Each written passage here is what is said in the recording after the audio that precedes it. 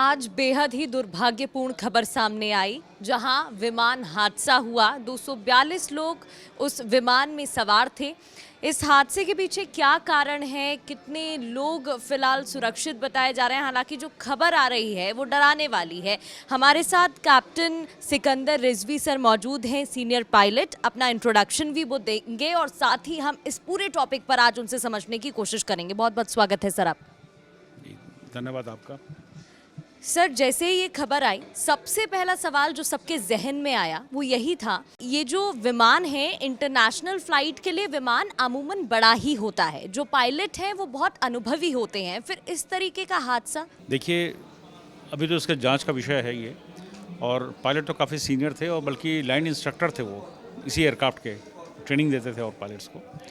और जो ये हादसा हुआ है, अगर आप वीडियो चली जो वायरल हुई, अगर आप वो देखेंगे तो ऐसा लगता है बस टेक ऑफ होने के बाद तो लगता है लैंड कर रहा है। उसका जो पोस्चर एयरक्राफ्ट का नज़र आएगा वो लगेगा लैंडिंग हो रही है उस एयरक्राफ्ट की, और जाकर के वो क्रैश कर जाता है। Crash landing carried out. देखिए, ये पावर फेलियर हो सकता है। दोनों इंजन, ऐसा होता नहीं है, ना ऐसे कभी हादसे देखे गए हैं कि अचानक दोनों इंजन फेल होंगे। एक होता है तो दूसरा चलता रहता है। वो अगर एक भी इंजन में, लोगों किसी ने कहा साहब वो बर्ड हिट हो गई, तो बर्ड हिट भी अगर होती तो एक इंजन में होती। मैं कहता हूँ दोनों बर्ड हिट होती, लेकिन पावर इतनी रहती कि वो एयरबोर्न हो चुका था एयरक्राफ्ट, आसमान में चढ़ जाता, क्लाइम कर जाता, एकदम से पावर लॉस ना होती। और थोड़ा सा कुछ सेकंडों के बाद ही, जब एयरबोर्न होने के बाद ही उन्होंने मेडे कॉल दे दी थी, यानी कि वो समझ गए थे कुछ गड़बड़ है एयरक्राफ्ट के अंदर, पावर सप्लाई बंद हो गई है, फ्यूल सप्लाई बंद हो गई है, जिससे इंजन बंद हो गया दोनों, वो जाके क्रैश हो गया। इसकी दो वजह हो सकती हैं, या तो जो इसमें फ्यूल मैनेजमेंट होता है इस एयरक्राफ्ट के अंदर, इसके टैंक जो है दोनों विंग के अंदर है, और एक टैंक है जो फ्यूल मैनेजमेंट करता है, उसकी बेली के अंदर है, फ्यूजलैज के अंदर है। वहीं से दोनों के पंप हैं, वहीं से उसकी सप्लाई का कंट्रोल किया जाता है कि कितना कम है कितना ज़्यादा। या तो वहाँ से कोई फेलियर हुआ है कि फ्यूल बंद हो गया, अचानक पावर लॉस हुई और क्रैश कर गया। और क्योंकि फ्यूल 9 घंटे की फ्लाइट थी, उसी कैपेसिटी के साथ भरा गया था, तो वो एक बॉम्ब की तरह ही काम किया होगा उस दौरान। सर, आई एम सॉरी, मैं बता दूं आपसे, 1,35,000 लीटर था फ्यूल दोनों विंग में, और बीच में टैंक में भी। फुल लोड एयरक्राफ्ट था, फुल फ्यूल था, और नॉर्मली फुल फ्यूल के एयरक्राफ्ट को आप घुमा के लैंड करना चाहें तो जल्दी लैंड नहीं होगा। हमको आसमान में फ्यूल को निकालना पड़ता है, तब जाके हल्का करके हम लैंड करते हैं। तो आप समझ लीजिए, जाके जब हिट किया होगा तो वो ब्लास्ट हुआ होगा। और वो एक्सप्लोजन की तस्वीरें भी हमने देखी। पहले हिट करी तो टेल पीछे रह गई बिल्डिंग में फंस के।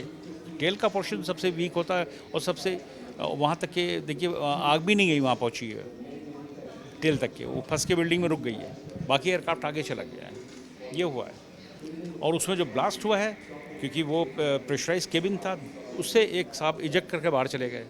बिल्कुल, मैं उसी तस्वीर पर आ रही थी। लोन सर्वाइवर जो बताए जा रहे हैं, रमेश विश्वास कुमार उनका नाम है। सर, ये चमत्कार से कम नहीं है, ये कैसे पॉसिबल कैसे है जब इतना बड़ा मैं अभी आपको बताऊं, पुरानी बात है, 83 की 84 की बात है।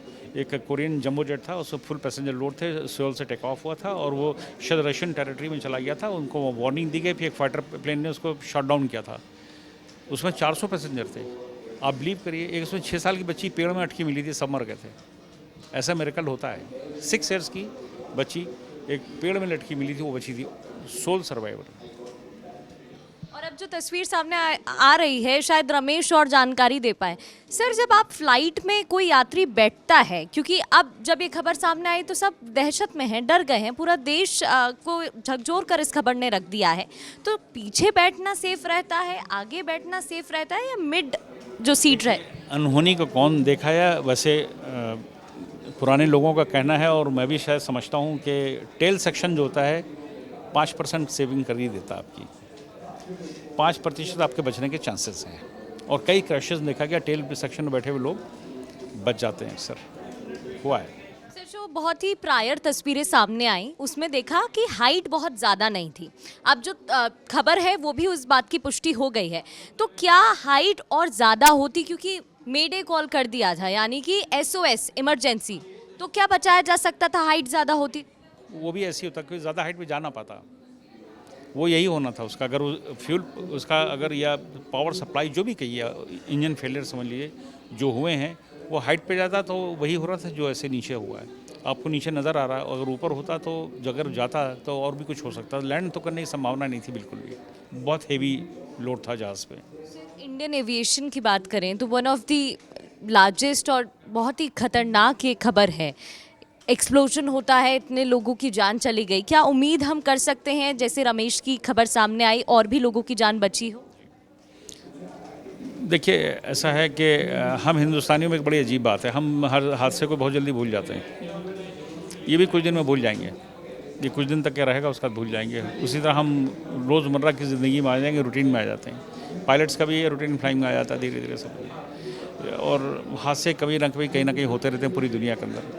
लेकिन ये जो हादसा हुआ ये बहुत दुख वाला है, क्योंकि लोग वेकेशन पे हॉलीडे पे आए हुए थे घूमने के लिए। ब्रिटिश इसमें काफ़ी मर गया, इंडियन हमारे थे, इसके अंदर बिजनेसमैन थे, और उसके अंदर हमारे एक एक्स चीफ मिनिस्टर भी गए हैं। दुखदाई है ये। बिल्कुल। आखिरी सवाल मेरा आपसे रहेगा, आपके पास ज़्यादा समय भी नहीं है अभी। सर, आप अपने अनुभव के साथ मुझे बताइएगा, आपने कई एक्सपीरियंस आपके साथ ऐसे रहे होंगे जब आपने इस तरीके की खबरें भी सुनी होंगी, लेकिन लापरवाही की अगर हम बात करें तो किस एंड से हम देख सकते हैं कि लापरवाही रही होगी या क्या फेलियर रहा होगा? क्योंकि अब इस खबर के बाद सब लोग डर में हैं, दहशत में हैं। देखिए, इस जहाज़ के साथ ये जो एयरक्राफ्ट है 787 ड्रीम लाइनर, ये बहुत ही हाई क्वालिटी का एयरक्राफ्ट है। जैसे एयरबस के जहाज़ हैं 350 उनका नया आया है, वो भी बहुत ही हाई क्वालिटी के हैं। इसमें कोई ऐसे चांसेस नहीं है। इंजीनियर ने फ़्लाइट रिलीज़ की होगी इसको लंदन फ़्लाइट के लिए, तो ऐसे नहीं किया। वो सारे चेक्स वो प्रॉपरली चेक्स होंगे, और कहीं इतनी आसानी से चीज़ें ख़राब नहीं होती इन जहाज़ की।